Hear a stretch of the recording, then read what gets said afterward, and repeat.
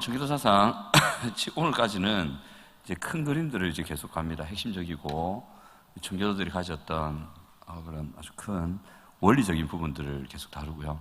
다음 이제 3시간 남은 시간에는 이제 결혼, 그리고 가정, 그다음에 자녀, 그리고 사회, 정치 이런 실제적인 부분들을 청교도들이 어떻게 생각했고 또 어떻게 그들이 실제로 생활했고 그 가운데서 어떻게 살아갔는지 다음 시간부터 3시간 동안에 다뤄가도록 하겠습니다. 오늘 결혼의 부분이나 가정의 부분, 자녀 교육의 부분에는 앞부분에서 간략간략하게 다루긴 했는데 이제 다음부터는 그 세 부분을 좀 정확하게 조금 자세히 실제적으로 다루면서 가는 시간을 좀 가져보겠습니다. 이제 오늘 이제 성화와 기도입니다. 존 오웬이라는 사람이 청교도의 황태자라고 불릴 정도로 굉장히 탁월한 분이셨습니다. 어릴 때부터 많은 독서와 인문학 훈련을 받았고 기독교 인문학이겠죠. 그리고 특별히 이분이 탁월했던 것 중에 하나가 뭐냐면 이 죄라는 부분에서, 성화의 부분에서 아주 탁월한 관점을 가지신 분입니다. 그래서 존 오웬의 전집들이 지금 서점에 나오기도 하죠. 번역이 돼서 나오고 한데 여러분 혹시 가능하시면 그런 전집들을 읽으시고 공부하시고 하시면 큰 유익이 있을 겁니다. 근데 조심하셔야 될 게 뭐냐면 이 잘못하면 이 책들을 읽으면 율법주의로 빠지는 경우가 있어요. 굉장히 높은 기준을 가지거든요. 청교도들을 공부하고 나면 와, 이 멋있다. 저러면서 자기가 또 뭔가를 많이 알고 와, 이 길이다 이러면서 습득했다고 이래 착각하는 경우가 있거든요. 아주 위험합니다. 그래서 청교도 사상을 배울 때는 무조건 겸손하셔야 돼요.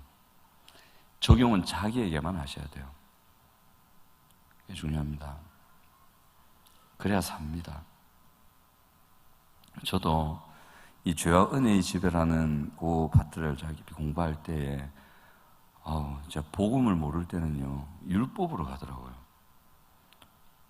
물론 그때 이미 구원받은 상태였긴 하지만 성화의 원리가 되는 핵심적인 복음을 모르고 그 성화의 부분을 공부했더니 이게 율법으로 가가지고 제 자신에게도 엄격해질 뿐만 아니라 남들에게도 어마어마한 잣대를 들이밀면서 그렇게 할 수 없는 사람들에게 하라고 강요하는 제 자신을 봤어요.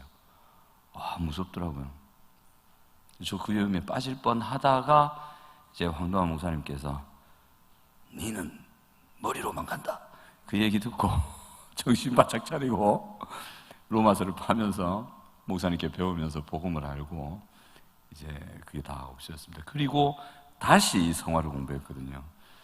그러니까 보이는 거예요. 이게 율법이 아니라 희망이구나. 야, 이게 어떤 무거운 법이 아니라 생명이구나. 되는구나. 예수 믿으세요. 이 말을 그냥 할 수 있을 것 같더라고요. 왜 예수를 믿어야 되고 왜 세상에 우리가 예수를 전해야 되는지 그게 막 필요성이 확 다가오는데 그 다음부터는 모든 사람을 보면 살 수 있는데 회복될 수 있는데 이야 치료될 수 있는데 변화될 수 있는데 이 마음이 막 올라오는 거예요. 그러면서 이제 예수를 전하는 것에 대해서 기뻐지고 저 사람 살려야 되는데 이 마음이 막 올라오는 거예요. 변화되어야 되는데 보다 살려야 되는데 이 마음이 올라오더라고요. 그래서 청교도들을 바르게 알아가시면 이제 사랑의 사람이 됩니다. 참 사랑의 사람이 되니까 그 방향성을 잘 잡으시고 청교도들을 개인적으로도 열심히 공부하시고 배우시기 바랍니다. 이제 존 오웬이라는 청교도 신학자가 말한 성화에 대해서 쭉 얘기 나오죠. 7가지인데 첫 번째, 성화라는 것은 하나님의 영이 신자의 영혼에 직접적으로 행하셔서 일어나는 일이다. 하나님이요 직접 만지십니다. 안 보이시죠? 그죠? 근데 하나님이 직접 만지는 역사가 성화입니다. 어디를 만지느냐? 우리의 영혼을 만집니다. 왜 하나님 만난다 그러시잖아요. 예를 들면 그런 거예요. 직접 역사하세요. 좀 뭔 소리고 하는 표정으로 보시는 분 계신데 경험해봐야 알아요. 두 번째, 인간 본성에 있는 죄의 더러움을 깨끗이 씻어 주시는 것. 그러니까 이게 한 번에 일어나는 게 아니고 계속 더러움을 씻어 가시는 거예요. 더러움을 씻어 가시는데 어쩔 때는 점차 깨끗해지는데 훅 더러워졌다가 또 씻어 가시고 훅 더러워졌다가 씻어 가시고 그런 과정을 반복하는 사람도 있습니다. 하지만 씻으셨다가 훅 더러워졌다고 해서 하나님이 딱 냅두실까요? 아니죠. 죽을 때까지 씻으십니다. 우리가 죽을 때까지. 얼마 더러워져 또 씻으시고 또 씻으시고 계속 해주십니다. 이제 그렇게 씻으시는 건데 이 죄의 더러움이라고 돼 있는데 이걸 저는 뭐라고 해석했냐면 인간 영혼의 무질서, 인간 영혼의 무질서라고 저는 해석했고요. 우리 영혼에, 특별히 영에 죄가 딱 들어왔단 말은 영이 있잖아요. 제 질서를 떠났다는 거예요. 여러분, 영혼이 죽었다 이런 표현을 쓰잖아요. 또 영이 살아있다 이런 표현 쓰잖아요. 근데 영은 죽고 사는 존재가 아닙니다. 영은 죽을 수 없어요. 그 존재가. 그러니까 불신자도 영혼이 있잖아요. 불신자의 영혼이 죽어버렸으면 영이 없겠네. 그럼 짐승들이네. 아니잖아요. 다 영은 있어요. 그래서 영혼이 죽었다라고 표현할 때 그게 뭐냐면 그 영이 제 기능을 하지 못하고 있다 이 말이에요. 청교도는 그렇게 해석했어요. 영이 살아있다라는 것은 그 영이 제 기능을 하고 있다 이 말이에요. 영이 제 기능을 할 때는 어떤 걸 하는 거냐면 하나님과 아주 친밀한 영적인 인격적인 교제가 이루어지고 있다. 이 영이 살아있는 상태다.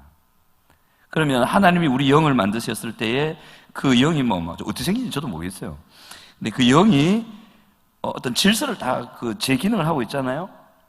그러면 영에 해당되는 그 기능들이 바른 기능을 한단 말이에요. 그러면 이 사람이 하는 말, 행동, 눈빛, 관계들이 건강해요. 하나님이 선하다라고 말하시는 그 질서에 가까워지니까. 영이 죽었다라는 것은 죄가 들어와서 하나님과의 관계를 제대로 못하고 있다 이 말이에요. 하나님과의 깊은 교류가 안 되고 친밀한 교제가 이루어지지 않고 있다. 하나님께로부터 오는 하늘 은혜, 하늘 자원을 이 영이 공급을 못 받고 있다. 하나님의 깊은 사랑을 잘 못 느끼고 있다. 마음이 돌같이 굳어지고 차가운 철같이 식어졌다. 그러면 영은 살아있지만 제 기능을 못 하거든요. 그러면 영의 이 기능인 이 혼의 부분이라고 하는데 그게 제 기능을 못 하니까 그가 하는 말, 행동, 관계가 다 틀어지는 거죠. 그러면서 관계가 깨어지고 무너지고 망가지고 그래서 고통과 불행으로 들어가는 일이 생긴다 이 말입니다. 그래서 죄로 더러워졌다는 것은 이 죄 때문에 이 영이 제 기능을 못하는 상태에 들어갔다. 이상하게 오물이 묻고 그런 게 아니고 그런 걸 말하는 거예요. 그래서 이 다 설명을 드렸네요, 그죠? 맞습니다. 이래 되는 겁니다. 그래서 그런 부분들을 이 성화라는 것은 점점 건강하게 살려간다는 거죠. 성화를 통해 회복되어 가는 거예요. 다시 한번 인간 내면에 있는 하나님의 형상을 새롭게 하는 것이다. 우리가 다 하나님의 형상을 입고 있잖아요. 하나님의 형상이니까 하나님이 잘생기셨을까요? 못생기셨을까요? 그러니까 오늘 제 첫째가 내일 수능을 치는데 걔가 휴대폰을 안 가져간대요. 그럼 수능 마치고 제가 가 있어야 되잖아요. 어떻게 만나냐? 오늘 하니까 제가 그랬어요. 예은아, 수능 마치고 나오면 사람들 많을 거야. 그 중에서 제일 잘생긴 남자를 찾으면 돼. 그건 좋았어요. 근데 예은이 하는 말이 그럼 못 찾겠네. 그래? 잘 찾아봐. 그렇게 하고 왔습니다. 응? 하나님이 잘생기셨을까요? 여러분, 그 천지창조 그림 아시죠? 이러지 아시죠? 손가락. 아시죠? 그래서 위에서 하얀 머리와 수염을 이쪽으로 날리면서 이렇게 하시는 분이 하나님. 그죠? 그래서 우후 이라고 방금 자다 깬 눈으로 이래 보고 손가락 올리네. 아담. 맞죠? 그 누가 걸렸죠? 미켈란젤로 맞죠? 혹시 저는 미술에 대해 조예가 없고 관심조차 없습니다. 그래가지고 미켈란젤로 맞죠? 그 하나님 얼굴이 누구 얼굴인 줄 아세요? 제우스 얼굴입니다. 그리스 신화에 나오는 미켈란젤로가 처음으로 하나님을 형상화시켰어요. 아주 나쁜 짓을 했어요. 나중에 이 아담 있잖아요. 이 아담의 얼굴을 미켈란젤로가 예수님의 얼굴로 그려버려요. 예수님을 아담으로 만들어버렸어요. 그렇게 만든 거예요. 그래서 그때부터 하나님을 형상화시키고 만들었어요. 근데 하나님은 실제로 그런 형상이 없으세요. 없어요, 하나님. 근데 성경에 보면 형상화되어 있죠. 그죠? 형상화되어 있어요. 그 예수님 덕분에 그런데, 우리가 하나님의 형상이라고 하면, 뭐 얼굴이 잘생기고, 나는 나중에 천국에 깨어나면 내 얼굴은 무슨 모양일까? 무슨 모양이실 것 같아요? 김태희? 원빈? 저하고 현빈은 합동이잖아요. 현빈을 모르시는구나. 합동의 의미도 모르시고, 그죠? 딱 폭염이 겹친다, 이 말이에요. 저하고 현빈은 합동이다. 그러면 다준쉐마 애들이 기겁을 합니다. 알지? 그러니까, 재미있으신가 봐요. 그러니까, 이게, 하나님의 형상이라고 하면 성품이라고 보시면 돼요. 성품. 그 중에서 핵심이 사랑. 하나님의 사랑. 그 사랑을 내 마음이 닮아간다. 내 생각이 닮아간다. 내 행동이 닮아간다. 이제 그 하나님을 닮아가는 거예요. 그거거든요. 그래서 그 하나님의 형상을 새롭게, 그래서 하나님을 깨닫고 하나님을 닮아가는 일을 일으키는 것을 성화다를 얘기하셨어요. 그다음 4번 보시면 인간에게 신령한 은혜를 계속적으로 주셔서 하나님께 복종하게 하는 사역인데, 이 복종을 한번 동그라미 해보실래요? 동글뱅이 할 뻔했다. 동그라미 복종에, 그러니까 좀 부담되죠. 싫지요. 하나님이 취업해가지고 채찍으로 때려가지고 복종해 이런 거 같잖아요. 근데 그게 아닙니다. 이 화살표 올려서 해가지고 신령한 은혜 돼 있죠. 여기에 화살표를 빼시든지 올려서 이래 쓰시면 됩니다. 하나님의 설복하시는 사랑. 존 오웬은 그렇게 얘기합니다. 하나님의 설복하시는 사랑. 설복이 뭐냐면 이렇게 설득해가지고 복종하게끔 만드는 거예요. 그래서 시간이 걸리는 거예요. 오늘 제가 초등 수학을 잠시 하고 있습니다. 초등부에 뭐 수학에 관심 있는 애들, 우리 초등 다준쉐마, 뉴쉐마 스쿨이 시작하기 전에 간단하게 지금 하거든요. 오늘 1명, 2명, 3명, 4명, 5명 왔구나.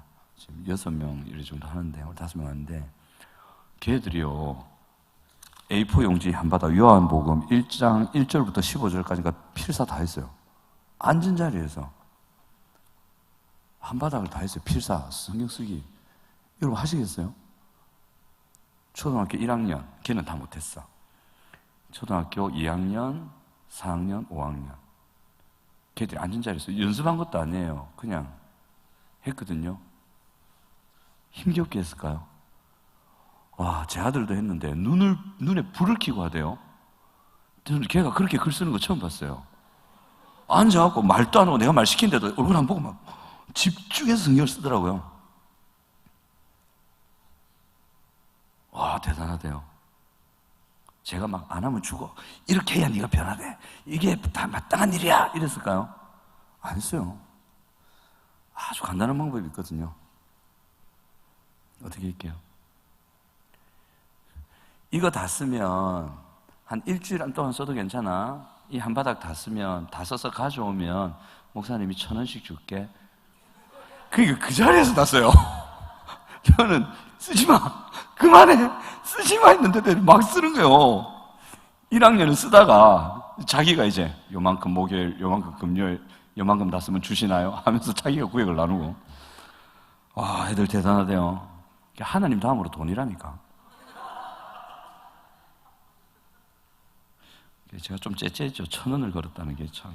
애들 그것도 모르고 막 쓰던데. 결국은 집에 돈이 없는 거예요. 그 가서 빌렸잖아.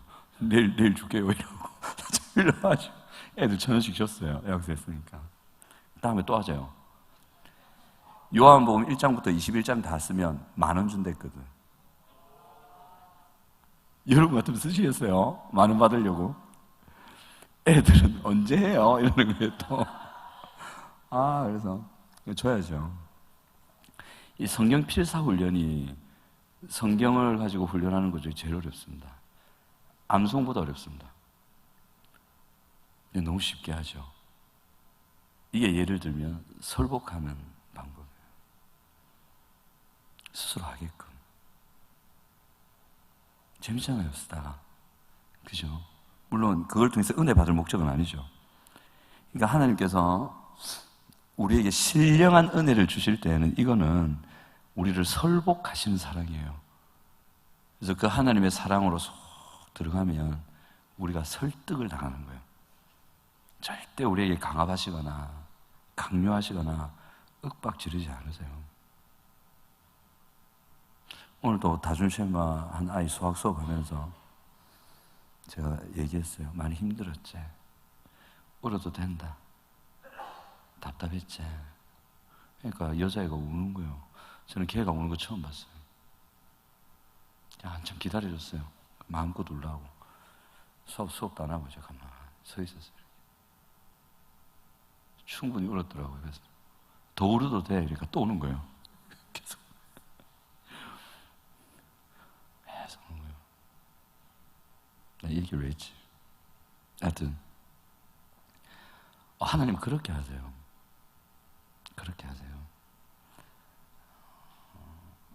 우리는 갑갑해서 그렇죠. 특별히 자녀의 관계에서 갑갑할 때 있으면 우리는 막 강요하기도 하고 우리가 답답하니까 막 우리가 애달프니까 막 애한테 말하기도 하고 그러잖아요. 근데 하나님 그렇게 안 하세요. 하나님은 남는 게 시간인데 몰라 갑갑하시겠어요. 또 마지막 날 되면 한 방에 천국 데려가실 건데 갑갑하실 게 없거든. 기다리시죠. 저도 언제부터인가 저희 딸아이들에게 학습에 대해서 그렇게 강요하지 않아요. 예전에는 셀이 잡았어요. 크게 잘못됐더라고요. 하나님 그런 적 없는데. 근데요, 바꿔보니까 희한하대요. 하대요. 합디다. 안 하면 혼난다는 걸 알아서 그런지는 모르겠지만 합디다. 이 다준시험 학교 학생들 앉아 있는데 요즘 목사님 화내는 거 많이 줄었죠? 대답을 안 하세요. 줄었다 해야지. 중3들 와 있어요. 중2들은 지금 영어과로 가 있습니다. 그냥 하나님 그렇게 하신다. 설복하시는 사랑으로 계속 은혜를 주셔서 결국엔 스스로 복종할 수 있도록. 그 다음에 5번에 인간의 본성을 변화시켜서 하나님의 형상을 사람들 속에 새롭게 갱신하는 것. 이게 5번에 하살표 끄셔서 중생입니다. 이게 존 오웬이나 조나단 에드워즈 그 외 여러 청교도 신학자들이 중생에 대해서 이렇게 얘기했어요. 거듭남. 이제 여러분들 우리 함께하는 교회 성도님들이 거듭남에 대해서 잘 아실 것 같아요. 근데 많은 성도들이 이 거듭남을 잘 모르셔가지고 묶여있는 삶을 사는 분이 참 많아요. 이 거듭남의 부분만 좀 아셔도 자유로워요. 그리고 자기를 볼 때 희망이 보이고 할 수 있구나 라는 게 딱 들어와요. 근데 그냥 예수 믿고 거듭나 하나님의 자녀 된 거지 이 정도 수준이면 묶여서 안 묶여도 되는데 눌리지 않아도 되는데 묶여 살고 나는 해봐야 안 되지. 뭐 목사님 좋은 소리 하는데 저게 되겠나 이런 절망 속에서 살아가요. 그래서 살아가는 이유는 은혜를 덜 받아서가 아니라 잘 아느냐 모르느냐의 차이일 뿐이에요. 그래서 이 거듭남은 어떤 거냐면 우리의 본성을 변화시켜서 하나님의 형상을 우리에게 새롭게 갱신한다. 이노베이션, 혁신을 일으킨다. 이 순간에 일어나는 일이에요. 그래서 여러분들 속에 이 중생의, 성령의 중생의 역사를 통해서 성화가 출발이 되는 거예요. 자, 예수 믿으셨죠? 그럼 여러분들 모두는 이미 출발이 된 겁니다. 여러분 잘만 하면 예수님만큼 될 수도 있습니다. 죽었다 깨어나도 예수님은 안 되죠. 근데 우리의 인격이 정말 예수님을 가까이 닮을 수 있는 가능성을 여러분 모두는 가지고 계세요. 아멘. 자, 크게 아멘 하시기 바랍니다. 아멘. 그렇게 만들어놨어요. 그 역사를 여러분들이 예수를 믿으셨을 때 이루어 놓으셨어요. 문을 열어놨다는 거지 다 만들어놨다는 거 아니에요. 쫙 열어놨어요. 그 역사를 일으키셨다. 6번, 새롭게 된 사람은 영적이며 은혜스러운 생활 습관이 형성되어 하나님께 순종하고 새로운 약속을 따라간다. 그렇죠? 이 새롭게 된 사람은 영적이고 은혜스러운 생활 습관, 뭐 간단하게 말하면 예수님의 인격을 닮아가는 삶, 그의 말과 그의 생각과 그의 삶의 행동들과 습관이 바뀌어져 가요. 그래서 그게 이제 하나님께 순종하고 새로운 약속을 따르는 삶이겠죠. 7번을 보시면 예수 그리스도의 삶과 그 죽으심의 덕을 세우며 살게 된다. 삶과 그 죽으심의 덕을 세우며 산다. 하나님께 영광을 돌린다. 하나님을 높이며 하나님께 칭찬 들으시는 그 삶을 살게 된다. 그 말이죠. 근데 이 성화가 두 가지 측면에서 일어나는데, 첫 번째가 적극적이면, 두 번째가 소극적이면, 적극적이면 뭐냐면, 자, 성화는 중생에 의해 찾으셨습니까? 우리 안에 심겨진, 그 다음 중요해요. 새로운 능력들과 기호들을 소생시킨다. 자, 저는 하나님을 사랑합니다. 손들어 보실래요? 저는 하나님을 사랑하는지 잘 모르겠습니다. 손들어 보실래요? 괜찮습니다. 정죄하려는 것이 아니고, 당신의 영적 수준은 그것밖에 안 돼. 그러려는 게 아니고, 저는 저는 지금 하나님을 사랑하는지 안 사랑하는지 잘 모르겠어요. 손들어 보세요. 괜찮아요. 손 안 드신 분은 다 그럴 거잖아요. 한 분 드셨네. 저는 하나님 됐다 미워하는데요. 손 들어보세요. 미워한다는 손 한 번도 안 드시구나. 여러분들은 하나님 사랑합니다. 저 무슨 소리야죠? 여러분들은 하나님 지금 사랑하고 있어요. 나는 하나님 사랑 안 하는데, 하나님이 나를 사랑하는지도 모르겠고, 나 하나님 사랑 안 하는데, 아니요. 여러분 하나님 사랑하고 있어요. 여러분들 안에는 이미 하나님을 사랑하고 있어요. 그러니까 이 자리에 왔지. 이 자리에 온 거 안 신기해요. 하나님을 찾고 있다고. 하나님을 바라고 있단 말이에요. 이미 하나님이 그거 심어 놓으셨어요. 예수 믿기 전에는 하나님을 절대 사랑 안 해요. 여기에 올 생각도 안 해요. 필요성도 못 느껴요. 오히려 거부해요. 근데 예수를 믿는 순간 여러분들 안에 하나님은 하나님을 사랑하는 마음을 딱 심어주셨어요. 없던 거예요. 주셨어요. 아멘? 여러분 지금 하나님 사랑하고 있다고. 제 간증을 하나 할게요. 제가 예수 믿고 고3 때 믿었거든요. 그리고 대학교 1학년 때 나 하나님 사랑하는지도 모르겠고 예수 믿긴 믿었는데 삶은 안 변화되고 이런 식으로 신앙생활 할 바야 때려치우고 그냥 세상으로 갈란다. 이렇게 하고 대학부 수련회를 갔어요. 그래서 하나님 3박 4일 동안 저한테 무슨 뭐 안 주면 나 그냥 끝 할래요. 그랬거든요. 그래서 간지 어떻게 그 전도사님이 아셨는지, 강사분. 저하고 대화 한 번도 안 한 분인데 점심 식사 시간에 뚝 제 옆에 오시더만, 용덕 형제 이러시면, 예, 오늘 밥 식사하시고 제 방으로 좀 오세요 이러는 거예요. 제 얘기 들으신 분은 있을 거예요. 섬뜩했죠. 전혀 그때만 해도 목사님은 저 하늘이요 나는 땅이요 이런 인식인데 갔죠. 오라니까 하니까 목사님 무릎 꿇고 계신 거예요. 그때 전도사님이 있었어요. 그 앞에 와서 무릎 꿇으래. 마주보고 무릎 꿇고 앉았죠. 갑자기 제 머리에 손을 턱 얹으시더만 기도하시는 거예요. 방언으로. 사이비다 싶었죠. 와, 큰일 났다. 이 뭐지? 방언인지도 몰랐어요. 그냥 왈랄라 하는데 이거 완전 사이비인 거야.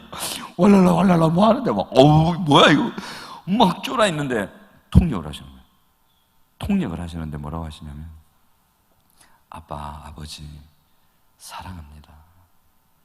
제가 잘못했습니다. 아빠, 아버지 사랑합니다. 그게 누구 얘기하냐면 내 얘기였어요. 내 안에서 내 영이 성령과 더불어 그래 말하고 있는 거예요. 하나님을 향해서 아버지라 부르고 있고 아빠 사랑합니다. 제가 잘못했습니다.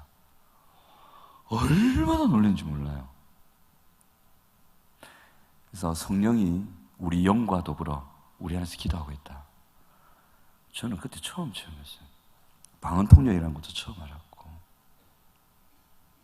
제가 하나님을 향해서 아버지라 부른 적이 없어요, 그때까지. 근데 제 속에서는 하나님을 향해 아버지라 하고 있었어요. 아, 그럼 이중인격이냐? 그런 건 아니고, 내 영혼은 하나님을 향해서 아버지라고 이미 자녀가 되어 있는 거예요. 예수 믿었으니까 자녀가 되어 있어요. 자녀가 되어 있음에도 불구하고 어두웠던 거죠. 이미 하나님은 내 마음 안에, 내 영혼 안에 하나님을 사랑하는 성향을 뚝 심어두신 거예요. 여러분도 지금 하나님 사랑하고 있어요. 하나님 사랑하고 있어요. 그걸 잘 모르셔서 그래요. 그 심겨진 새로운 능력들과 기호들, 기호가 경향성이라 보시면 돼요. 그 사람이 좋아하는 거, 좋아하는 게 바뀌어 있다니까. 이미 여러분들은 좋아하고 바라고 추구하는 것이 내면에서 바뀌어져 있습니다. 그래서 혹 여러분들이 세상의 그런 향락이나 하나님이 원치 않는 분명한 죄악들을 저지를 때 예수 믿기 전과는 다르게 부담스러운 거예요. 이러면 안 되는데, 또는 예배를 띄어먹을 때 번개 맞을 두려움이 아니라 오늘 예배 가야 되는데, 또는 왠지 모르게 오늘 기도에 가고 싶어, 왜지? 그냥 가고 싶어. 새롭게 된 거예요. 이 내면의 욕구가 바뀌어 있다니까요. 이거를 소생시키고 살리고 일으키는 일이 성화예요. 그 다음에 여기서 신자가 성화를 이루기 적극적으로 해야 할 행위들이 있습니다. 자, 성경 말씀을 듣고 우리 같이 한번 읽어볼까요? 시작. 성경 말씀을 듣고 읽고 묵상하고 깨어 기도하고 예배를 드려야 합니다. 자, 연애하시는 분 혹시 계십니까? 한번 손 들어 보실래요? 어떻게 하면 연애 잘하는지 내가 알려줄 테니까. 아주 간단하다, 방법은. 나 지금 연애하고 있어요. 사귀는 분 있어요. 손 들어 보세요. 아우, 경건하시다. 좋아. 다음에 연애하시면 제가 드린 말씀을 꼭 명심하세요. 연애 감정이 깊어지고 서로 더 친밀해지고 가까워지고 싶잖아요. 어떻게 하면 되는지 아세요? 간단해요. 어떻게 하면? 눈이 초롱초롱 하시네. 고도의 집중력. 아유, 성경적 연애 특강 이런 거 해야 된다니까. 자주 만나면 돼요. 저 이 말 듣고요, 제 안 사람 만나러 제가 차비를 얼마 썼는지 몰라요. 그 가난한 전도사가 신평에서 저 어디냐, 감전동, 더다 어디지, 저기 어디지 거기가, 생각도 안 난다. 또 엄청났어요. 자주 만나야 된대. 제가 아는 지금 목사님 되신 형이 저보고 자주 만나야지 니 뭐하노 지금. 제가 그런 거 못했거든요. 그래서 자주 만났어요. 그러니까 싹 트대요. 싹 트네, 싹 터요. 연애하는 거. 좋아요. 그럼 하나님과는요? 하나님 사랑하고 싶죠? 하나님의 사랑을 알고 싶죠? 어떻게 하면 돼요? 간단해. 자주 만나면 돼. 자주 만나면. 여기 보세요. 성경 말씀을 듣고 읽고 묵상하고. 우리가 말씀을 통해서 하나님 만나잖아요. 그죠? 기도. 하나님이 직접 만지시는 통로가 기도거든. 예배. 하나님의 임재 약속이 있어요. 그러니까 말씀과 기도와 예배가 이 은혜 방편이라 그러거든. 청교도들이 말하는 이 은혜, 하나님의 사랑, 설복하시는 역사를 경험할 수 있는 은혜의 방편, 이게 말씀과 기도와 성례라고 얘기하기도 하는데 저는 예배라고 그래요. 예배. 이 세 가지를 통해서 하나님 만날 수 있다. 이걸 통해 성화가 일어납니다. 그 다음에 소극적인 면은 죄를 죽이는 것이 성화입니다. 죄를 죽이는 것은 중생한 신자만 가능하고요. 중생한 신자는 매일 삶 속에서 죄를 죽임으로 하나님의 형상을 회복해 나갈 수 있습니다. 그러니까 매일 죽여 가면 참 좋은데 이게 매일이 잘 안 되죠. 불신자는 죄를 죽일 수 있을까요? 없을까요? 불신자가 죄를 죽일 수 있을까요? 없을까요? 나쁜 짓, 습관을 고칠 수는 있어요. 하지만 죄는 못 죽여요. 이 죄는 도둑질하는 이런 게 아니거든요. 하나님을 대적하는 힘, 자기 안에 있는 그 욕망, 그게 우리의 고통과 불행의 원인이거든요. 근데 이거는 중생한 사람만, 예수를 믿고 구원받은 사람만이 이 죄를 죽일 수가 있어요. 불신자들은 죽어다 깨어나도 자기의 고통과 불행의 근원적인 원인인 이 죄를 못 죽여요. 그러면 돈 많고 잘 사는 것 같은 불신자가 행복한 사람일까요? 뭐 이래저래 없어도 우리가 행복한 사람일까요? 그죠? 답은 그래 나온다. 우리가 행복한 사람이에요. 돈 많이 벌고 좋은 집 사고 좋은 차 타고 좋은 직장 가면 행복해지나? 행복해질 것 같은 거지. 안 행복해져요. 하지만 신자들 가운데는 그런 거 없어도 행복한 사람들 보셨죠? 그죠? 그런 것에 크게 연연하지 않는 사람들 보셨죠? 저잖아요. 저 돈 없어요. 한 사람한테 용돈 달라면 태바지게 욕 듣고 타고, 당신은, 당신 거기에서 희생을 하고 거기서 해야지. 뭐 돈 100만 원이나 주고 그래야지. 조금만 갖고 있는데 그거 하고. 그 한 사람, 제가 몰래 카드를 쓰거든요. 그 카드가 엄카예요. 한 사람 카드. 그 카드를 몰래 끌고, 그거 다준하는 데 썼다. 그리고 입금을 안 해주는 거죠. 항상 검사를 해요. 어디 썼는지. 자기 카드니까 다 목록이 자기한테 가잖아. 딴짓을 못 해. 좋은 것 같아요. 근데 이 죄를, 여러분, 카드 쓰시면 안 돼요. 카드 쓰시면 안 돼요. 그거 딱 망하는 길이에요. 이 우리의 고통과 불행을 일으키는 죄를 죽이는 이 일은 신자만이 가능해요. 그러니까 우리는 행복해질 수 있다. 아멘. 여러분은 정말 행복해질 수 있습니다. 행복을 누릴 수 있습니다. 행복을 경험할 수 있습니다. 그리고 세상의 많은 불신자들 앞에서도 여건과 상관없이 당당해질 수 있습니다. 당당해지셔야 돼요. 오히려 불신자들을 우리가 불쌍한 마음으로 봐야 돼요. 어떻게 저들을 도와줄까? 이 마음으로 보시는 게 맞아요. 제가 지금 영업하는 게 아니에요. 이게 맞다니까. 얼마나 불쌍해요. 결국은 이 죄 때문에 문제가 생길 건데 우리는 이 죄를 죽일 수 있으니, 또 그 길을 알고 있으니, 또 그렇게 죽일 수 있는 은혜를 받을 문이 열려 있으니 얼마나 행복한 사람들이에요. 자, 그 다음에 이제 성화의 수단과 방법을 한번 보겠습니다. 자, 성화는 금욕을 찾으셨죠? 한번 읽어보겠습니다. 시작. 성화는 금욕을 통해 이루어지는 것이 아니라 하나님의 말씀과 기도로 거룩해진다고 믿었습니다. 청교도들은 이렇게 믿었습니다. 금욕, 내가 참아야지, 기다려야지, 방울심하고 탁 때리고, 이게 아니야, 눈 가리고 이러면서 막 때리면서 그래 운동 막 이러면서 절대 안 끊어집니다. 우리의 악한 습관을 일으키고 악한 관계와 행동을 일으키는 죄의 힘은 그렇게 해서 끊어지는 게 아닙니다. 하나님 분명히 말씀하셨는데 말씀과 기도로 거룩해진다. 왜 그런가? 어떤 일이 일어나서 그런가? 여러분, 말씀을 통해서 우리가 하나님을 만나잖아요. 제가 늘 말씀드리는 거지만 신자의 전인적인 변화, 인격적인 변화는 하나님과 가지는 친밀한 그런 인격적인 교제에서 오는 효과다. 그 청교도들이 뽑아낸 교리 중에 하나입니다.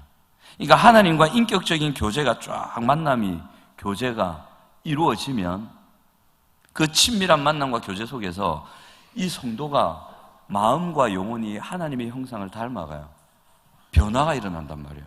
그래서 악한 습관도 끊고 말도 사랑으로 바뀌고 행동도 바뀌고 관계를 하는 방식도 바뀌어져요. 하나님을 만날 때. 그럼 하나님을 어떻게 만나느냐? 말씀을 통해 만나잖아요. 그죠? 말씀을 통해 만나고, 그리고 우리가 말씀을 그냥 읽는다고 해서 하나님을 만나시는 게 아니에요. 말씀을 읽을 때 성령께서 역사를 하셔야, 성령께서 빛을 비추시고 하나님은 사랑이시다. 또는 예수님이 그 베드로를 향해, 베드로가 오만 욕을 예수님한테 다 할 때 예수님이 딱 보시잖아요. 딱 보시잖아요. 이렇게 모르시나요? 베드로가 예수님 배신할 때 예수님 보고 상 욕을 했잖아요. 저 인간 모른다고, 저런 XX를 내가 어떻게 하냐고. 그때 예수님이 베드로 보셨거든요. 그 성경 구절 나오거든요. 그때 예수가 보셨더라. 베드로 바로 눈 마주쳤어요. 이렇게. 그때 예수님이요, 베드로 째려보셨을까요? 이는 내 부하라고 보자. 죽었다. 내 봤다 일단. 이러셨을까요? 아니요. 제가 깨달은 바는 베드로를 너무 사랑하시면, 그래, 내 그래 될 거라 얘기했잖아. 괜찮아. 하지만 나 딴 것도 얘기해줬지. 너 돌이킨 후에 너는 형제를 굳세게 할 거야. 너는 그런 애야. 절대 포기하지 마. 그 눈빛으로 베드로를 보셨을 거예요. 성경에는 안 적혀 있어요. 그 눈빛의 의미가 담겨 있지 않아요. 하지만 성경은 분명히 예수님은 사랑의 본체라고 하셨어요. 그럼 그 눈빛이 저주의 눈빛이었을 리는 없다.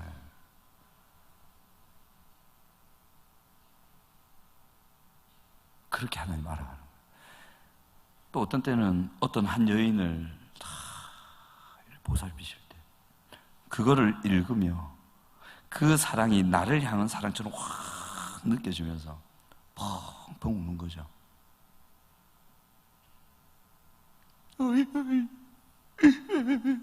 나를 이렇게, 이런 거 있잖아요. 그렇게 하나님 알아가는 거예요. 하나님 직접 만나주죠. 이게 말씀과 기도로 된다. 말씀을 읽고 성령께서 조명하실 때.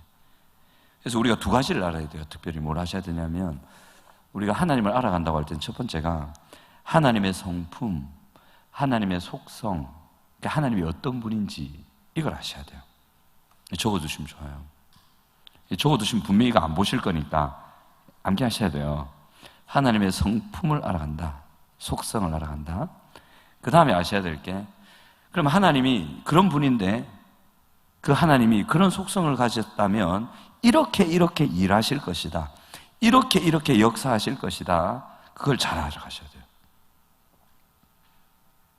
이걸 공부하셔야 되고,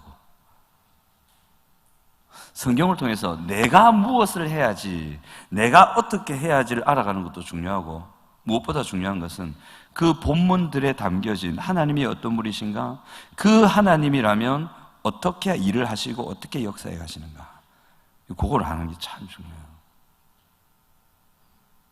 그리고 기도하실 때 성령께서 역사하십니다. 그러면 그 하나님의 성품과 일하시는 방식이 나에게 진짜가 되는 거예요. 진리가 되는 거예요. 그게 믿어지고 확신이 돼요. 그리고 세상을 그렇게 보는 거예요. 하나님의 성품으로 하나님이 일하시는 방식을 따라서 살아가요. 그럼 하나님이 그 사람을 통해 역사할 수밖에 없죠. 왜냐하면 이 세상을 그렇게 이끌어가고 계시거든요. 그 흐름 속에 몸을 담았는데 이끌어 가시면서 이루고자 하시는 하나님의 일이 그 사람을 통해 이루어지지. 그래서 총교도들을 통해서 미국이 세워진 거예요. 그래서 그 좋은 하나님의 나라가, 물론 미국이 다 좋은 건 아니지만 요즘에는 전 트럼프 대통령 될 때 트럼프 카드가 생각나더라고. 야, 희한하다, 이름이. 트럼프가 좀 이상한 짓을 하고 있지만 그래요. 그렇게 만들어지는 거예요. 그래서 청교도들은 성화를 실천하기 위해 매일 무엇을 연구했다 되어 있습니까? 성경을 연구. 뭐 하며 무엇을 게을리하지 않고 자기 성찰. 성경을 매일 연구했고요. 기도했고요. 그 다음에 성화가 오직 무엇을 통해서만 가능하다고 믿었고 훈련을 통해서만. 성화를 위해 철저한 무슨 훈련을 강조한다? 신앙훈련을 강조했어요. 청교도들이 이러한 신앙훈련을 삶의 현장에서 실천했기에 그 다음 쭉 읽어볼까요? 시작. 종교적, 도덕적, 사회적, 정치적 개혁을 가능하게 할 수 있었다. 그래서 이 메이플라워를 타고 그 뒤에도 여러 청교도들이 가요. 역사를 보면 상당한 수가 가거든요. 상당한 수가 그 대륙의 종교개혁의 영향을 받고 그 영국 이 대영 제국이잖아요. 스코틀랜드, 웨일즈라든지 아일랜드나 유럽, 영국하고 쭉 연결된 잉글랜드하고 그쪽에서 이제 갈 때에 넘어가서 이제 그래서 미국을 세울 때 그 영향력 속에서 전반적인 부분에서 한 나라를 이렇게 세웠던 거예요. 이게 됐기 때문에. 근데 여기 중요한 게 뭐냐면 성화가 오직 훈련을 통해서 된다. 그럼 함교는 빡신 데다 좋은 데다. 다시 함교는 빡신 데다 좋은 데다.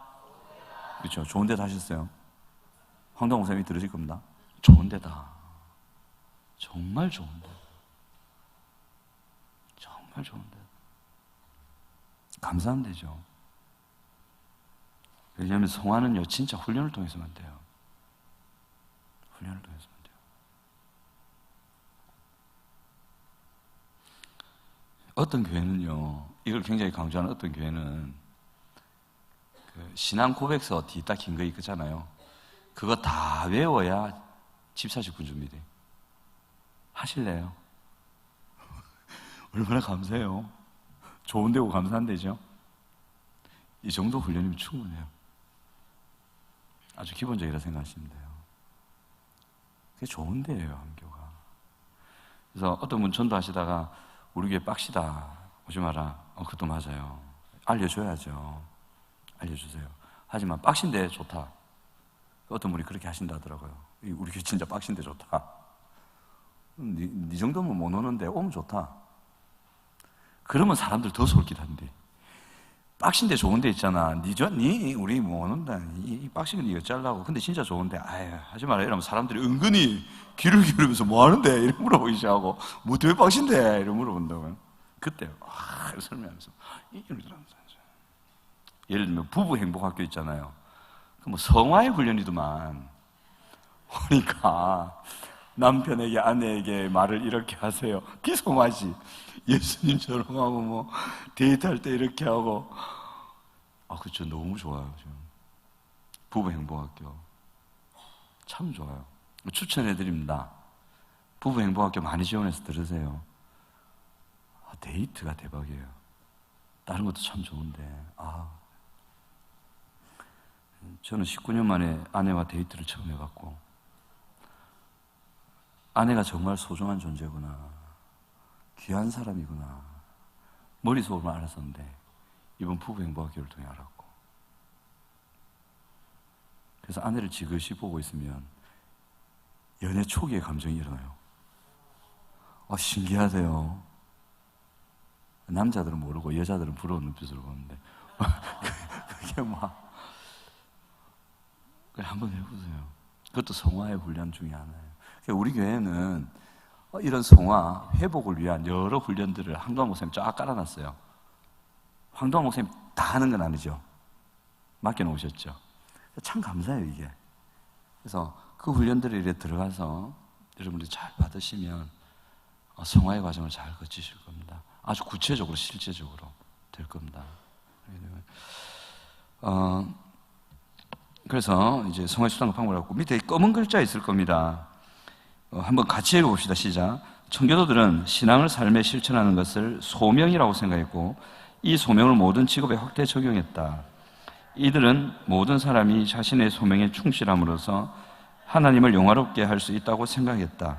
청교도들은 신앙과 신학과 삶의 일치를 통해 하나님의 뜻이 땅에서 이루어질 수 있기를 소망했다. 이걸 한 대로 딱 묶어가지고 뭐라고 써두시냐면 칼빈의 신적 소명, 칼빈의 신적 소명. 존 낙스라든지 이 청교도의 사상을 이루고 청교도 신학을 하면서 그 놀라운 변화를 일으켰던 청교도들의 많은 수가 칼빈의 영향을 받았습니다. 그 대륙의 종교개혁이라고 그러죠. 존 낙스는 얼떨결에 도망갔다가 칼빈을 만나가지고 많은 영향을 받죠. 그 영향 받은 걸 가지고 다시 와서 영향을 미치죠. 이 칼빈의 신적 소명이 뭐냐면 기독교 강요에 잘 설명하고 있죠. 여러분 기독교 강요 한번 읽어보시기 바랍니다. 우리 고신교단이 칼빈주의를 따르거든요. 개혁주의, 칼빈주의. 이 칼빈주의를 따른다고 하면 적어도 그 주의를 따르는 성도들은 기독교 강요는 아주 기본으로 읽으셔야 됩니다. 여러분 저를 한번 보세요.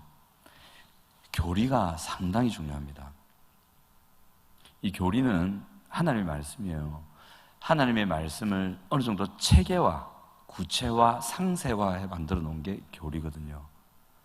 그래서 새신자 훈련을 딱 받으시고 불 붙어가지고 나는 이제 하나님 십자가 사랑 눈물 쫙 흘리면서 하나님을 위해 살아야지. 와 놀라운 하나님의 사랑, 이 하나님의 은혜 어찌 보답할고 내가 어찌 살고, 그 순간에 교리를 배우셔야 돼요. 훈련을 들어가셔야 돼요. 큐티반, 양육반 들어가셔야 돼요. 그때부터 우리의 그 뜨거운 마음 있잖아요. 하나님을 향한 사랑, 그게 신앙이거든요. 다준생들 앙, 신앙, 앙, 그게 신앙이에요. 근데 이 신앙이 구체화, 상세화, 체계화되지 않으면 좌충우돌합니다. 불이 꺼져버릴 수도 있어요. 그래서 이 신앙이 잘 발현될 수 있도록 해야 돼요. 그러기 위해서 교리 교육을 하는 거예요. 실제 이 하나님을 향한 사랑을 내가 어떻게 하면 더 풍성히 해가고 지켜가고 이것을 사그러들게 하려는 죄를 어떻게 이겨갈 것인가, 또 이 하나님을 향한 사랑을 내가 어떻게 관계 속에서 드러내고 그리고 저 사람을 어떻게 살려가고 교회를 어떻게 섬겨갈 것인가, 이걸 구체적으로 잘 배우셔야 돼요. 그런데 우리 한교 시스템 잘 돼 있는 것 같아요. 이런 교리도 하죠. 실제적인 부분도 다루죠. 같이 이래 잘 가거든요. 훈련을 받으셔야 돼요. 신적 소명이 그 중에 하나인데 이게 뭐냐면 환경미화원이 되셨든 대통령이 되었든 가정주부가 되었든 학교 선생님이 되었든 건축가가 되었든 학생이건 어머니건 다 그 하나하나의 직업 또는 그 사람이 하는 역할들, 이게 다 하나님이 주신 것이다. 똑같은 급이다. 그리고 그들 모두에게는 동일한 부르심의 목적이 있다. 역할의 내용은 다르지만 동일한 부르심의 목적이 있다. 하나님의 나라, 하나님의 영광이다. 그래서 어머니로서 그 자리에서 하나님께 영광을 돌려야 되고, 학생으로서 본분을 다하면서 그 자리에서 하나님께 영광을 돌려야 되고, 그러면 하나님께서 동일한 상급을 주신다. 신실한 목사님이 평생을 사시다가 천국 가셨을 때 받는 상급이나 한 아이의 엄마로서 평생을 살았지만 그 하나의 엄마로서 하나님께 영광을 돌리고 하나님이 맡기신 하나님의 나라, 다음 세대를 살려가는 그 사명을 잘 감당하면 마지막 날 심판대 앞에서 동일한 상급을 받는다. 모두가 소중하다. 모두가 하나님의 부르심이 있다. 이 신적 소명이에요. 그걸 말하는 거예요. 그래서 이들은 모든 사람이 자신의 소명에 충실함으로써 하나님을 영화롭게 할 수 있다 생각했고, 그래서 청교도들은 보세요. 신앙과 신학 딱 구분해 놓죠. 신앙과 신학 딱 구분해 놓는단 말이에요. 그러니까 우리는 하나님을 향한 뜨거운 사랑 마음속에서 확 넘치면 진짜 신앙 좋은 사람, 괜찮은 사람을 생각하는데 큰일 납니다. 잘못하면. 이 칼 들고 칼 쓰는 법을 모르는 사람이거든요. 막 휘두르는 거예요, 그냥.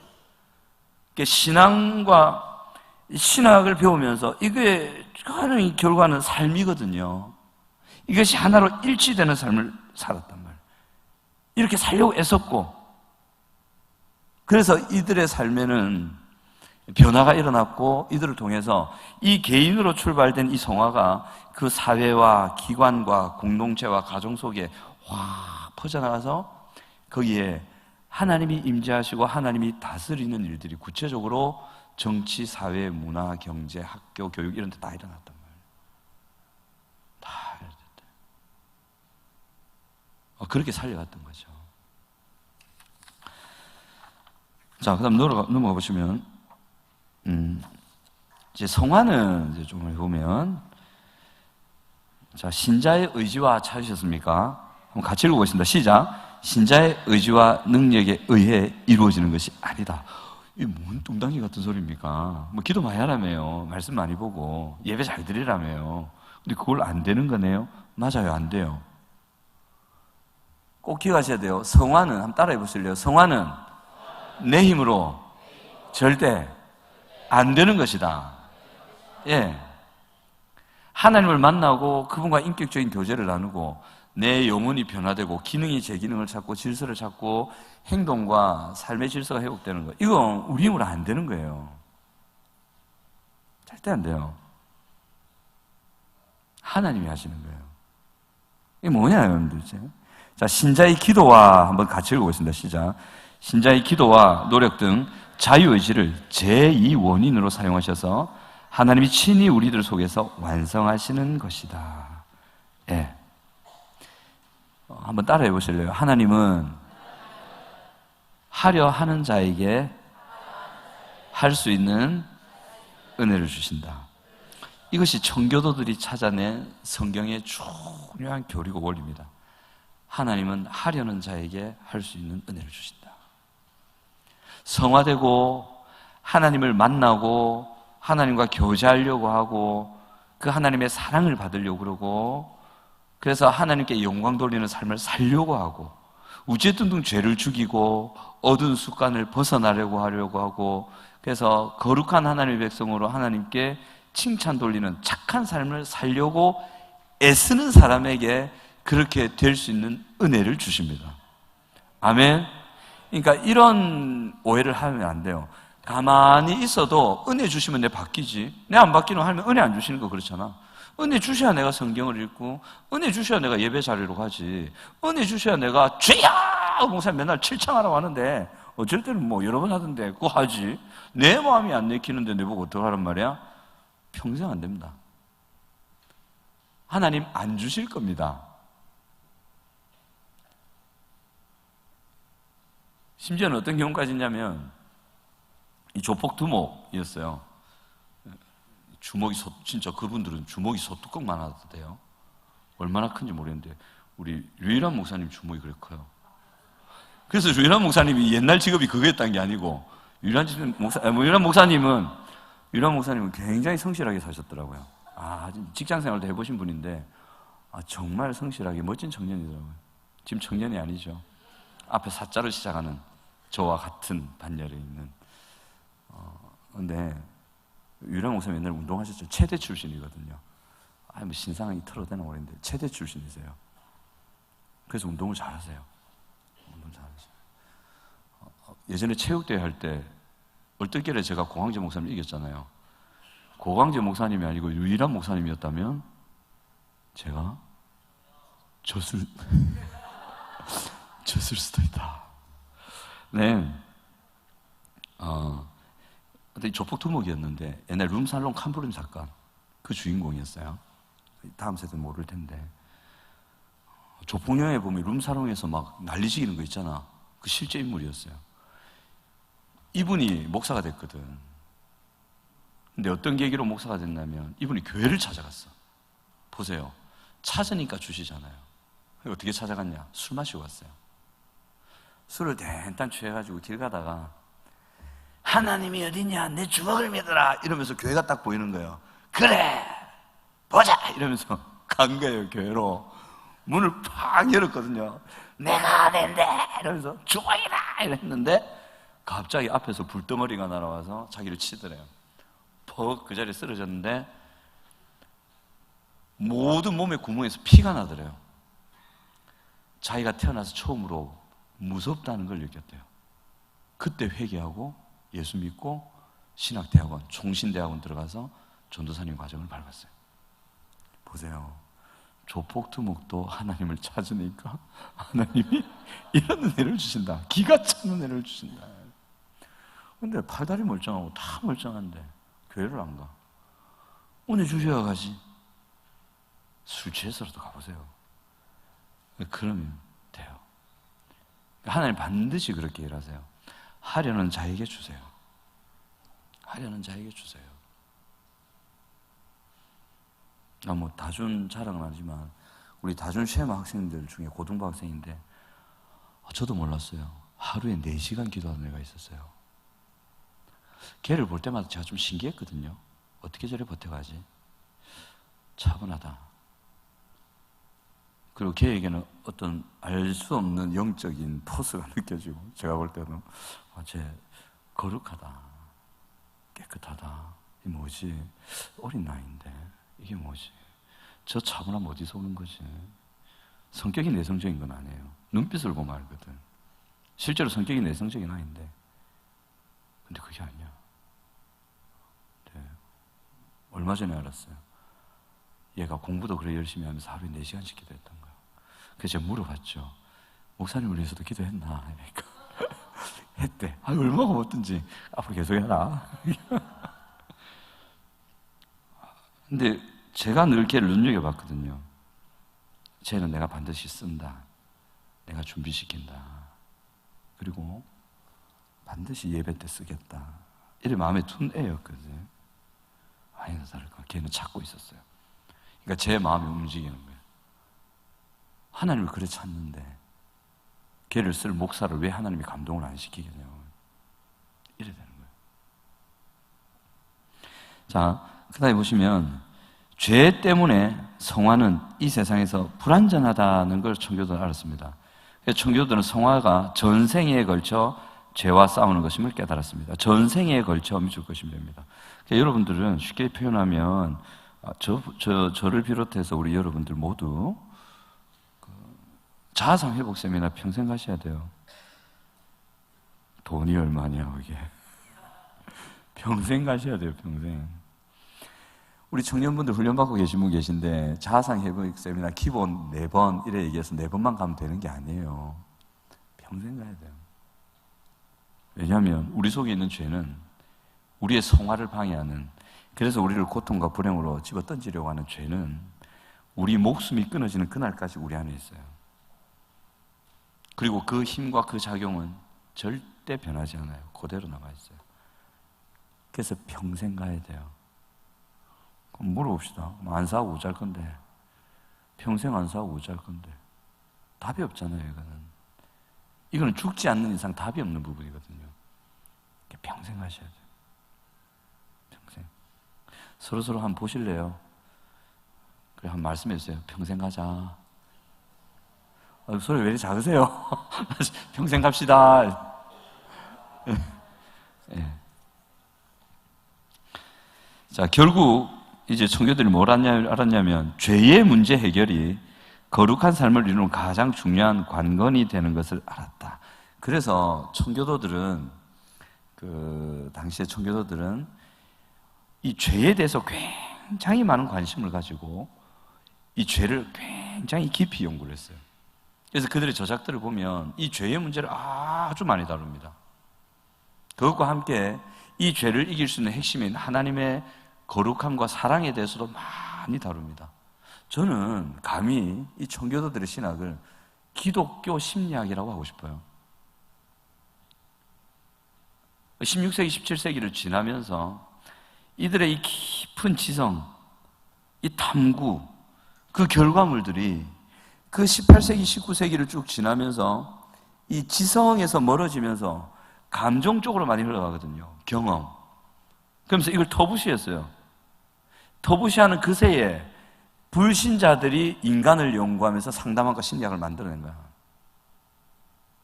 그들은 성경에 기초하지 않아요. 인간을 이해할 때 성경에 기초하지 않아요. 자기들의 경험, 자기들의 철학에서 출발해요.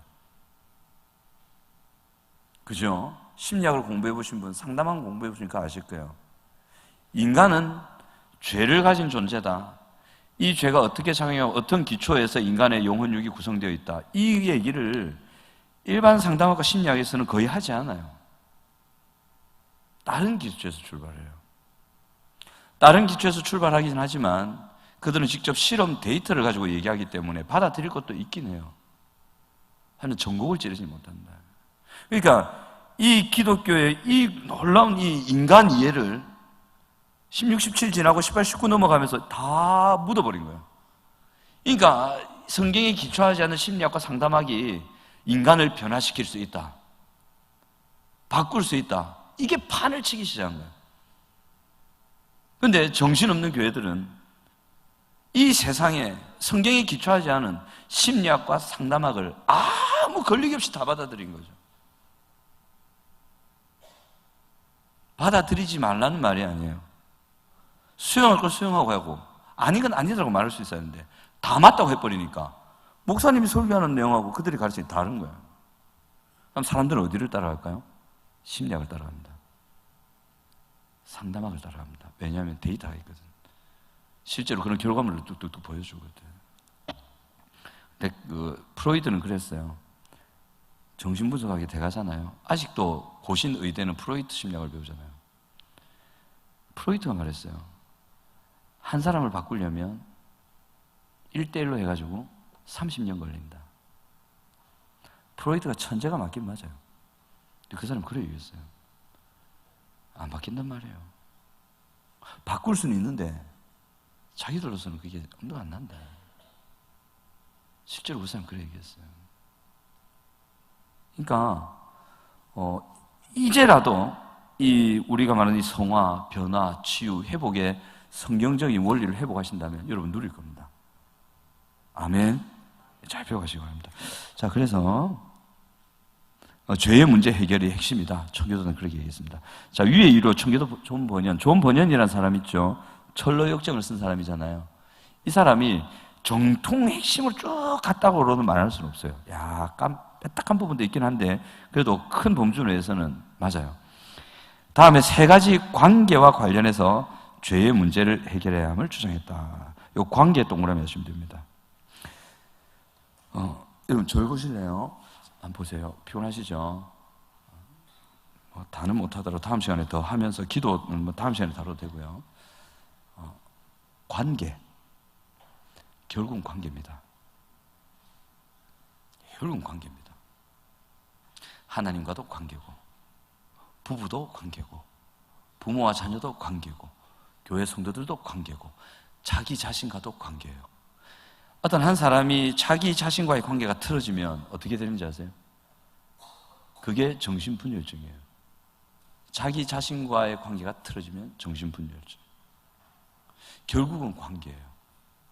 이 관계를 통해서 죄의 부정적인 영향이 흘러가고요. 이 관계를 통해서 자녀를 망가뜨리는 정서가 흘러가고요. 그래서 이 관계, 결국에는 창세 때 에덴 동산이 무너졌던 것도 관계가 깨져서 그랬어요. 그래서 청교도들은 이 관계성 속에서 성화가 이루어져야 된다. 굉장히 강조했던 거죠. 제대로 짚었어요. 여러분들이 하는 고민도 관계의 고민이 많지 않나요? 엄마 아빠의 관계, 그죠? 친구와의 관계, 해도 해도 안 바뀔 것 같은 또 하나의 아들, 남편과의 관계, 말해도 못 알아듣고 맨날 답답한 소리 하는 아내와의 관계, 볼 때마다 속 터지게 하는 자녀와의 관계. 관계죠. 우리 상황도 잘 모르고 맨날 야단치는 목사님과의 관계. 왜 모르셔요? 다 아시지. 근데 그렇게 말해도 못 알아듣는 성도와의 목사님과의 그 답답함. 다 관계들에서 온 거거든. 그러니까 이 관계를 잘해. 이 관계에서 성화가 일어나야 됩니다. 자, 그리스도의 관계에서 보면 첫 번째, 자, 그리스도께서 우리에게 거룩하기를 바라신다고 본다. 그리스도의 관계에서. 이것 때문에 이 관계 성화가 일어나야 되는데, 베드로전서 1장 16절 한번 읽어볼까요? 시작. 기록되었을 때 내가 거룩하니 너희도 거룩할지어다 하셨느니라.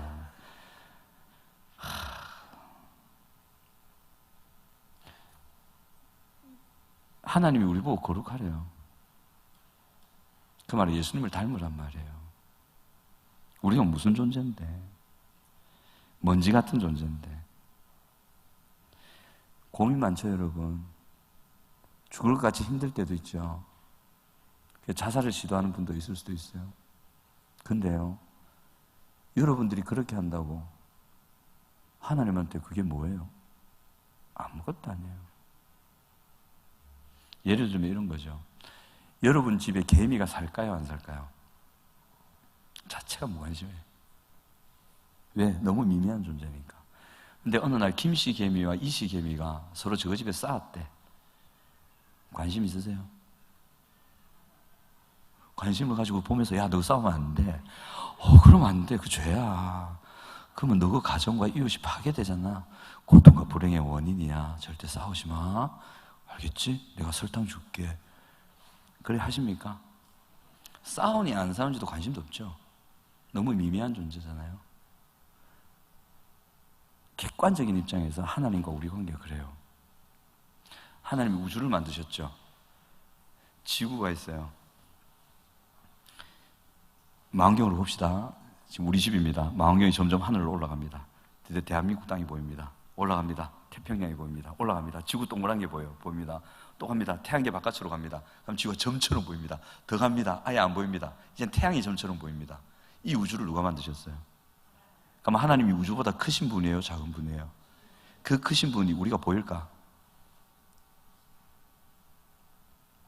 우리가 보이겠어요? 우주보다 더 크신 분이. 은하계 끝에만 가도 보이지 않는 지구에 지구 크기만 보여도 보이지 않는 우리인데 하나님 우리 보일까요? 보인다고 그게 답이겠죠. 크기를 비교해 보세요. 우리와 개미보다 더 멀죠. 우리가 개미에게 무관심한 것처럼 그 미미한 존재가 우리에게는 아무 의미가 없고 그들이 찢고 볶고 전쟁을 해도 우리에게는 아무 의미가 없잖아요. 그런 존재가 우리예요. 여러분들이 지구상에서 서로 찢고 볶고 죽이고 한다고 그 뭐 대수로운 일이라고. 점 같은 시간을 지나갈 존재들밖에 안 되는데 여러분들 그래요. 그런 존재들이에요. 제가 틀렸어요? 맞죠? 그게 성경적 자아상이에요. 이건 자아상 세미나도 배운 게 아닌데 이상하다. 그런데요, 안 신기해요. 그런 우리를 죽도록 사랑하신대. 그런 우리를 위해서 죽으셨대. 미친 거 아니에요. 우리가 미친 게 아니고 하나님이 미친 거 아니에요.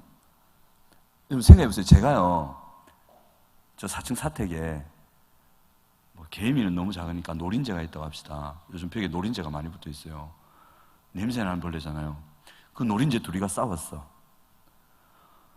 그래, 너희들의 죄를 지고 내가 죽을게. 너희 서로 사랑해야 돼. 그러고 십자가 지고 제가 딱 죽었어요. 그들을 위해서. 여러분 웃잖아. 그래서 저는 어떤 존재예요? 그러면 미친 사람이죠. 미쳤지. 노린재를 위해 죽는다고? 다 손가락질, 저 정신병자, 저 큰일 났다, 저 목사 저 돌아왔다, 이럴 거잖아요. 하나님이 그래요. 우리 미미한 존재. 이런 우리를 향해서 사랑한다 얘기하시고, 이런 우리를 향해서 한시도 눈을 안 떼고 있다 그러고, 이런 우리의 머리털 하나하나를 다 세신대요. 왜? 도대체 왜? 우리 하나 목숨 날아가도 하나님께는 아무 의미도 없는데 도대체 이런 나를 왜 죽으셨지? 죽으셨을 뿐만 아니라 우리하고 너무 있고 싶으셔가지고 아예 성령님을 우리 안에 들어와 앉아 계시네. 왜? 왜 그럴까요? 사랑하지 않으면 그게 안 됩니다. 극도의 사랑이 아니면 될 수 없는 일입니다. 그럼 보세요. 우리가 그래 미미한 존재고 하찮은 존재지만 하나님은 그런 존재를 사랑하신다, 사랑 안 하신다? 여러분들을 사랑하신단 말이에요. 답이 그거밖에 없어요.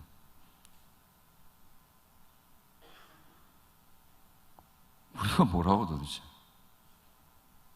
하나님은 우리에게 어떤 가치도 둘 수 없는 그런 우리예요. 답은 하나. 우리를 사랑하시기 때문에. 우리를 정말 사랑하시기 때문에 그렇게 하셨다. 이거밖에 안 나온 거예요.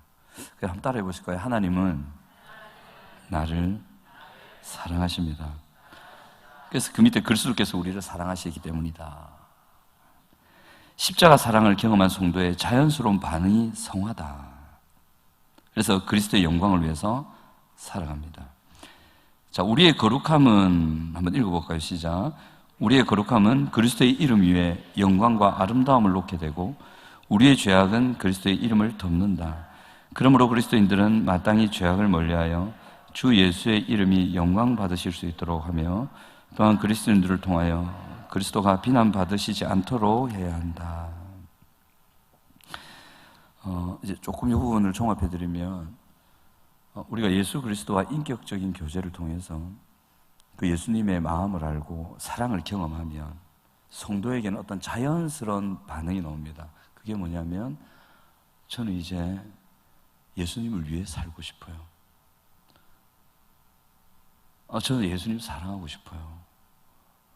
저는 더 이상 예수님이 그래 싫어하시는 죄를 따라가기 싫어요. 도와주세요. 저 예수님 위해 살게요. 이런 자연스러운 고백이 나와요. 그 성화는 하나님의 사랑을 경험한 사람, 하나님과 그 사랑의 교제를 나누는 사람, 또 하나님을 사랑하는 사람의 아주 자연스러운 반응이 성화다. 그래서 성화를 일으키는 동력은 사랑이다. 사랑이다.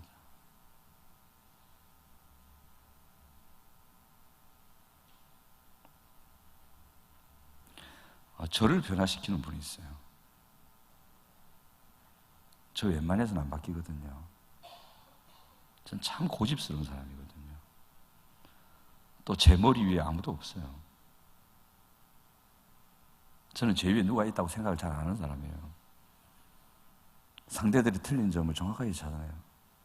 말로 이길 수 있어요. 이게 저예요. 참 고집스러워요. 아집이죠. 실력이 아니라 아집이에요. 근데 이런 저를 녹이는 사람이 있어요. 참 그분만 보면 마음이 녹아내려요. 그리고 내가 돌이켜야지. 내가 더 겸손해야지. 내가 더 잘 섬겨야지. 그런 마음을 일으키게 하는 사람이 있어요. 그래서 그분 앞에만 서면 눈에 눈물이 나요. 그 은혜에 감사해서. 너무 순수하게 대해주니까. 마치 하나님이 나를 야단치시지 않는 것처럼 나를 그래 대해주시니까 마음이 녹아내려요. 그분과 식사하고 대화할 때면 늘 울컥울컥해요. 미치겠어요. 식사할 때마다 울컥하니까. 하나님이 우리에게 베푸신 은혜가 굉장히 크거든요. 실제로 있어요. 우리가 잘 모를 뿐이지. 사랑과의 관계에서도 그런데 우리가 그 하나님의 나를 향하신 주신 큰 은혜들을 알아간다면 여러분들은 분명히 성화에 힘쓸 겁니다. 이 성화는요, 억지로라도 해야 되는 거예요. 우리가 큰 질병에 걸리면 약을 먹잖아요. 약 먹고 싶을까요? 제가 아주 심각한 질병에 걸린 적이 있어요. 이건 약을 안 먹으면 안 낫는 거예요. 꾸준하게 먹지 않으면 이게 합병증이 생겨서 죽을 수도 있는 병이었거든요. 약 뒤따 마릅디다. 그걸 매일 먹어야 되니 힘듭디다. 근데 그걸 먹으면 나아요. 좋은 거예요. 근데 먹기 싫습니다. 그렇다고 안 먹으면 어떻게 돼요? 죽어요. 그러니까 성화라는 것은 말씀을 읽고 묵상하고 하나님과 교제하고 기도하고 예배함 속에 하나님을 만나는 이것은 싫더라도 성도가 살기 위해서는 해야 되는 거거든요. 하셔야 됩니다. 아멘.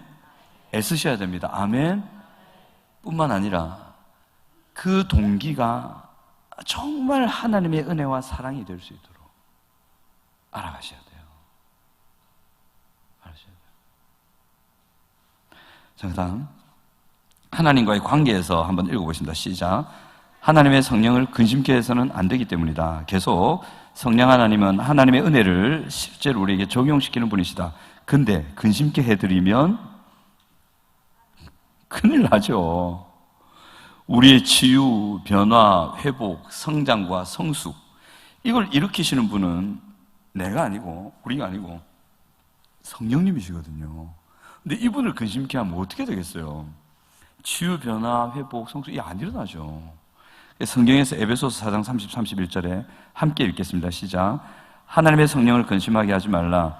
그 안에서 너희가 구원의 날까지 인치심을 받았느니라. 너희는 모든 악독과 분함과 문냄과 떠드는 것과 비방하는 것을 모두 나게 함께 버리고. 그래서 성령을 근심하지 말라 이렇게 되어 있죠. 성령을 가장 근심하게 하는 것이 뭘까요? 뭐가 성령을 근심하게 할까요? 31절에 나오네. 악독, 노함, 분냄, 떠드는 것, 비방하는 것, 모든 악이, 죄의 마음과 생각, 죄악을 행하는 것, 성령을 근심하게 하죠. 성령을 근심하게 하면 딱 나한테 다가오는 게 하나님과의 친밀함이 확 줄어듭니다. 성경을 봐도 딱딱하고 냉랭하고 어느샌가 예배 때 눈물이 마르고 예배 때 졸리기 시작하고 예배 때 희한하죠. 말씀을 시작할 만하면 좋으면 잠이 와가요. 진짜 신기한 게 뭐냐면 말씀이 안 끝났어. 끝날 쯤 되면 누가 안 껴도 깬다. 아, 신기하다. 제가 경험한 거거든요. 어째 이런 일이 있는지. 그게 영적인 거예요. 영혼의 반응이에요. 황 목사님이 답답해 하시는 거 그거예요. 피곤해서 그런 게 아니에요. 다 그 영적인 원리고 그런 거죠. 자, 그래서 하나님의 명령이고 하나님으로 난 자들이고 죄는 하나님과의 관계를 멀어지게 하고 기도가 막히게 한다. 이사야서 59장 2절 시작. 오직 너희 죄악이 너희와 너희 하나님 사이를 갈라놓았고 너희 죄가 그의 얼굴을 가리어서 너희에게서 듣지 않으시게 함이니라. 죄죠.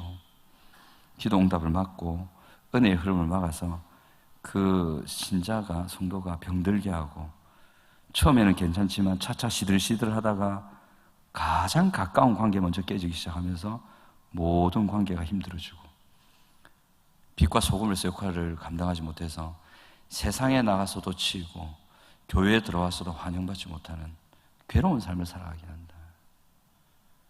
우린 그런 삶을 살면 안 되겠죠. 그죠?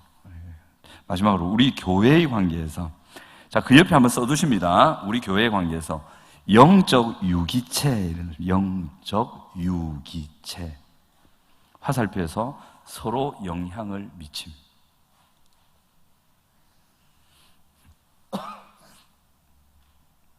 영적 유기체, 서로 영향을 미침. 자, 옆에 분 한번 보실래요? 옆에 분들과 하나 되어 있는 게 느껴지십니까?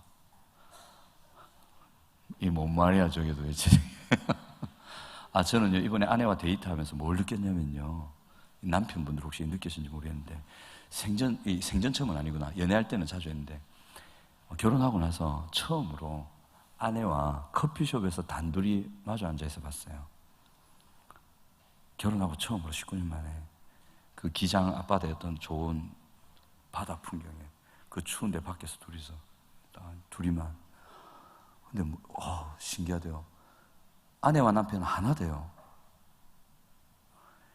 굉장히 편합니다. 그냥 같이 앉아 있는데 얘기하는데 그냥 난 줄 알았어요. 하나라는 게 이런 거구나. 제가 만난 여자분 중에 가장 편합니다. 제가 전혀 긴장을 안 하고 있고 편하게, 너무 편한 거예요. 그 아내와의 데이트가 기대가 돼요. 아내는 좀 싫어하겠지만 맨날 싫은 소리하고 야단치고 막 지적하고 이러니까 좀 너무 편해요. 같이 있으면. 몰랐어요. 너무너무 편한 거예요. 하나라는 게 이런 거구나. 두 번째 데이트 때도 그게 기대되는 거예요. 그 편했던 느낌. 편한 거예요. 너무 좋은 거예요. 그럼 적어도 부부싸움 할 때는 없어요? 그러시겠죠? 할 때 있어요. 근데 요즘에 잘 풀어요. 제가 조금 애교가 늘어가지고. 오늘도 그랬어요. 삐졌네요? 이렇게 카톡 보냈어요. 그러면서 또 집에 가서 삐졌죠? 이러니까 삐지긴 뭐가 삐져요? 딱 마무리 끝났는데 요즘 이 수단이 좀 늘어가지고 제가 영적 유기체가 뭐냐면 자, 옆에 계시면 다시 한번 보세요. 여러분 다 연결되어 있어요. 이건 제가 이 영어로 되어 있어요. 고린도전서 6장 15절. 너희 몸이 그리스도의 지체, a part as member of a whole 되어 있어요. 전체의 한 구성원으로서의 한 부분이다. 지체란 말이 그 말이에요. 제 원어 분석에는 영어 프로그램 때 이거 자주 보거든요. 이래 보면 뜻을 정확히 좀 알 수 있어요. 원어의 뜻을. 우리는 전체의 한 구성원인데 그 구성원으로서의 한 부분이에요. 이 전체의 구성원들이 다 연결되어 있단 말이에요. 그 연결된 것 중에 하나가 우리란 말이에요. 그러니까 하나님 말씀해요. 여기가 아프면 여기도 아픈 거다. 이게 아프고 틀렸다고 해서 떼내냐? 아니다. 하나다. 근데 각 다르다. 새끼손가락이 아프면 손 못 쓴다. 그러니까 얘 아프면 안 된다. 건강해야 된다. 그러니까 주변에서 얘를 돌보고 감싸고 이 주 스스로도 회복되려고 해야 되고 그래서 성화가 중요한 거예요. 여러분들 중에 누군가가 힘들어지고 죄에 빠지고 삶이 무너지고 병들고 막 허우적대잖아요. 그럼 여러분들만 허우적대는 게 아니에요. 이미 우리는 한 관계가 되어 있기 때문에 찌릿찌릿해요. 이걸 기가 차게 하시는 분이 황도환 목사님이에요. 희한하다. 제가 힘들면 꼭 전화가 온다. 이번 주 월요일에 뭘 경험했냐면 제가 황도환 목사님 생각을 하고 있었어요. 1시에 생각하자마자 전화가 오대요. 그래서 한 번 울릴 때 바로 받았어요. 띠리리. 보통 제 황도환 목사님 전화 안 받거든요. 잘 못 받아요. 안 받는 게 아니고 수업 때문에 무음으로 만들어 놓으니까. 근데 그때는 황 목사님 생각하고 있다가 띠리리 황 목사님 바로 희한해요. 밥 먹나? 아니요. 밥 먹자. 예. 15분만 기다려 주십시오. 내가 식사를 했어요. 그러니까 고민하고 있거나 힘들거나 또는 어떤 갈등에 빠져 있거나 흔들흔들할 때 연락이 와요. 지금은 아니에요. 예전에 좀 그랬어요. 신기하더라고요. 그래요, 여러분. 우리 담임 목사님처럼 그래 민감한 분이 계시고, 왜냐하면 담임 목사님이니까 늘 여러분들 마음에 품고 있다고. 민감한 거예요. 한 번씩 전화가 갈 때가 있을 거예요. 꼭 받으세요. 민감한 거예요. 근데 우리는 잘 무디니까. 저도 좀 무디거든요. 무뎌요. 하지만 이게 연결되어 있어요. 그래서 여러분 한 분 한 분이 건강하지 않으면 저도 건강하지 않게 돼요. 그러니까 여러분들이 소중한 거예요. 자, 따라 하십니다. 나는 소중하다. 내가 살아야 지체들도 사는구나. 살자. 사셔야 돼요. 또 옆에 분들은 도와주셔야 돼요. 자, 옆 사람 보시면서 도와드리겠습니다. 예. 이 관계 때문에 우리가 애를 써서 성화에 힘쓰셔야 됩니다. 자, 이제 마무리할게요. 뒤에 이제 성화 관련해서 기도의 부분은 다음 시간에 다루고요. 맨 마지막으로 저 진한 글씨 있죠. 청교도들은 우리 이거 마지막으로 한번 읽어보겠습니다. 시작. 청교도들은 성화를 이루기 위한 끊임없는 신앙적인 훈련과 이 훈련의 구체적인 실천을 위하여 노력했다. 청교도들은 삶을 통해 하나님의 말씀을 이웃 사람들에게 보여주는 험한 세상의 다리가 되어주는 성화적 삶의 본을 보여주었다. 오늘 강의한 쭉 내용들을 청교도들은요 실제로 살았어요. 대단한 사람들이죠. 이런 논문도 있대요. 제가 논문을 쭉 뒤져보는데 청교도들이 미국을 건설하는 데 미친 영향에 대한 논문이 있어요. 저는 그 제목만 보고 빤한 내용인 것 같아서 그냥 넘겼는데 꼭 읽어볼 생각이에요. 이렇게 청교도들이 개인의 성화, 또 하나님 나라의 추구라는 실제적인 그 삶을 살려고 몸부림치고 애썼을 때에 어마어마한 일이라는 거예요. 우리가 부산시를 품었잖아요. 그죠? 할 수 있습니다. 아멘. 여러 가지 노력도 필요하지만 그와 함께 여러분들이 개인의 사람으로, 성도로서 저도 마찬가지고요, 성화에 애쓴다면 놀라운 부흥의 바람이, 성령의 바람이 우리 함께하는 교회로부터 시작이 될 겁니다.